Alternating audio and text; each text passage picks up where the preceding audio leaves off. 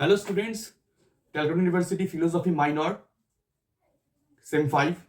তোমরা জানো তোমাদের জন্য লাস্ট মিনিট লজিক সিরিজের ভিডিও আমরা করেছি। আজকে তোমাদের জন্য নতুন ভিডিও আমি নিয়ে চলে এসেছি। আজকের ভিডিওটা লজিক নিয়ে নয়, আজকের ভিডিওটা অন্য ব্যাপারটা নিয়ে। আমি সমীরণ স্যার তোমাদের জন্য ভিডিও নিয়ে আসছি যে সন্নিধি কোচিংয়ের তরফ থেকে, যাতে তোমরা খুব সহজে মাইনর পেপারে ফুল মার্কস আনতে পারো লজিকে, আর সোশ্যাল পলিটিক্যাল ফিলোসফিতে 60%-এর অ্যাবভ নম্বর, মিনিমাম 60% নম্বর তোমরা করতে পারো। তার জন্য আমার এই ভিডিও।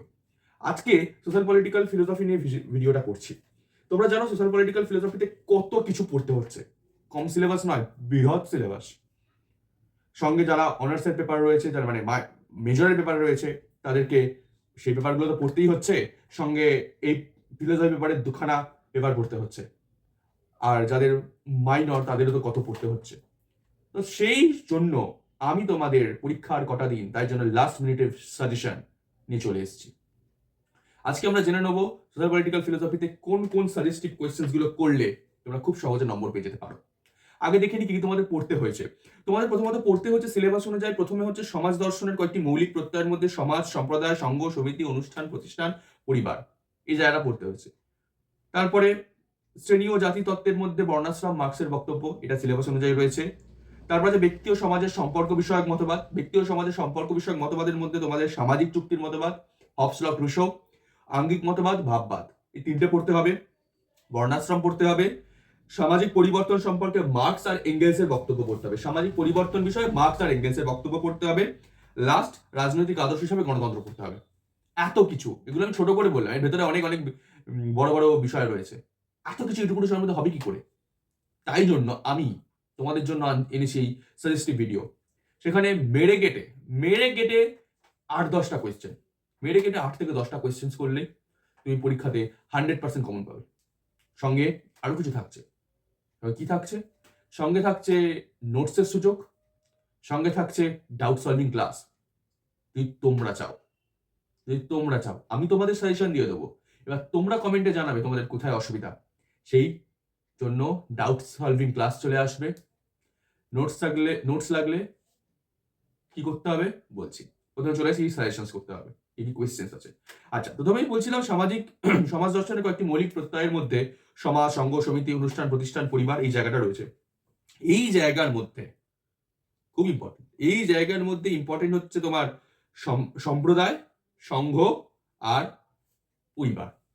এই তিনটে জিনিস করলেই হয়ে যাবে, বেশি করতে হবে। তিনটে কোয়েশ্চেন কি? ফার্স্ট কোয়েশ্চেন হচ্ছে সম্প্রদায় কি, সম্প্রদায়ের ভিত্তি কি। সম্প্রদায় কি, সম্প্রদায়ের ভিত্তি কি। সম্প্রদায় ও সংঘের মধ্যে পার্থক্য হয়ে গেল। সম্প্রদায় কি, সম্প্রদায়ের ভিত্তি কি, সম্প্রদায় ও সংঘের মধ্যে পার্থক্য। এর সাথে লেজুর একটা কোয়েশ্চেন আছে, রাষ্ট্র, সংঘ না সম্প্রদায়। এই কোয়েশ্চেনটা করলেই হয়ে যাবে। ক্লিয়ার? নেক্সট, পরিবার। পরিবার একটা very very very very very important জায়গা, এটা যেন ছাড়া না হয়। পরিবার করতেই হবে, পরিবার থেকে করতেই হবে কোয়েশ্চেন। পরিবার থেকে কোয়েশ্চেন কি আছে? পরিবারের সংজ্ঞা ও বৈশিষ্ট্য এবং পরিবারের কার্যাবলী। পরিবারের সংজ্ঞা এবং বৈশিষ্ট্য এবং পরিবারের কার্যাবলী, এইটি একটি 5 মার্কসে পরিবারকে সংজ্ঞা আসতে পারে, পরিবারের বৈশিষ্ট্য 10 মার্কসে আসতে পারে, কিংবা পরিবারের সংজ্ঞা, বৈশিষ্ট্য, কার্যাবলী তিনটেই একবারে 15 মার্কসে দিয়ে দিতে পারে। পরিবার থেকে 5, 10, 15-এর মধ্যে কোয়েশ্চেন আসবে, পরিবার ছাড়বে না। নেক্সট, সামাজিক চুক্তির মতবাদ। এইটা একটা ভীষণ ইম্পর্টেন্ট জায়গা। সামাজিক চুক্তির মতবাদ থেকে কোয়েশ্চেন আসবে। সামাজিক চুক্তির মতবাদটা কার আছে? Hobbes, Locke, Rousseau. তোমরা যদি কারোর মনে হয় তিনটে করতে পারছি না, যে কোনো দুটো করে যাও, যে কোনো দুটো করে যাও। হবস, লক, রুসো করে যাও।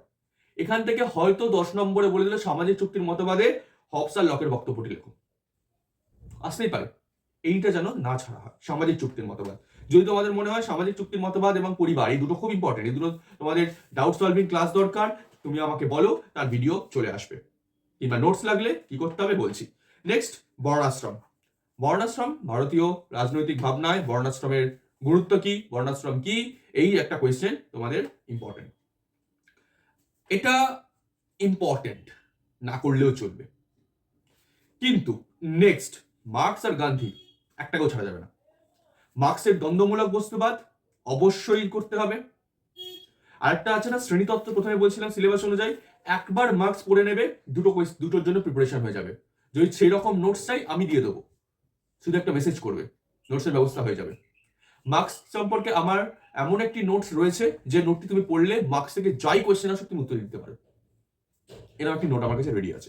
তো যাই হোক, মার্কসের দ্বন্দ্বমূলক বস্তুবাদ আর গান্ধীর সর্বোদয় অচিতদ্র, মানে কোয়েশ্চেনটা হবে সমাজের পরিবর্তন বিষয়ে গান্ধীর বক্তব্য, সেখান থেকে তুমি অনায়াসে এইটা যদি করো, একটা কোয়েশ্চেন করো, হয়ে যাবে।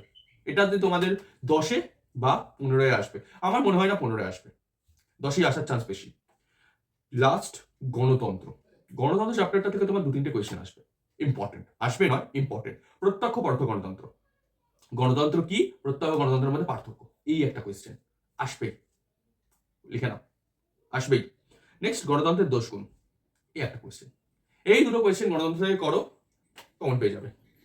আর একটা কোয়েশ্চেন তোমাদের জন্য করতেও পারো, নাও করতে পারো, সেটা হচ্ছে কাল্পনিক ও বৈজ্ঞানিক সমাজতন্ত্রের মধ্যে পার্থক্য।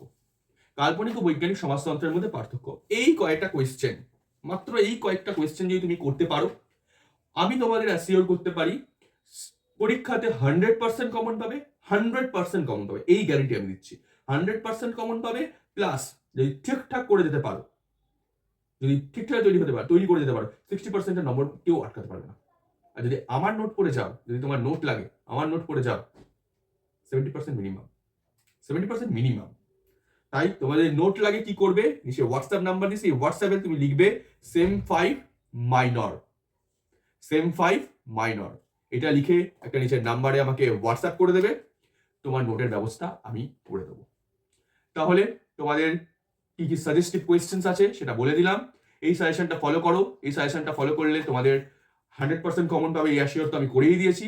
পাশাপাশি যদি তোমাদের মনে হয় যে কোনো এই টপিকগুলির মধ্যে কোনো টপিকের তোমাদের ক্লাস দরকার, তুমি একটা আমাকে কমেন্ট করবে, কমেন্টে আমি দেখে সেই সংক্রান্ত ভিডিও বানিয়ে দেবো।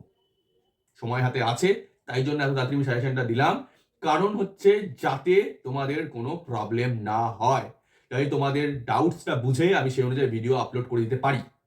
ক্লিয়ার? তো আশা করছি আজকের ভিডিওটা তোমাদের সকলের ভালো লেগেছে। যদি ভালো লেগে থাকে কমেন্ট করো, লাইক করো, শেয়ার করো, আমাদের ফেসবুক পেজ সন্নিধি কোচিংকে ফলো করো, ইউটিউব চ্যানেল সন্নিধি কোচিংকে সাবস্ক্রাইব করো। আর যদি ফিলোসফি সংক্রান্ত কোনো ডাউটস থাকে হোয়াটসঅ্যাপ করবে, কমেন্টে জানাতে পারো। আর আশা করছি তোমাদের খুব খুব ভালো পরীক্ষা হবে, নো টেনশন। চলো শুরু করে দাও পড়াশোনা, সাজেশন পেয়ে গেছো। বেস্ট অফ লাক, আজকে ভিডিও এন্ড করলাম।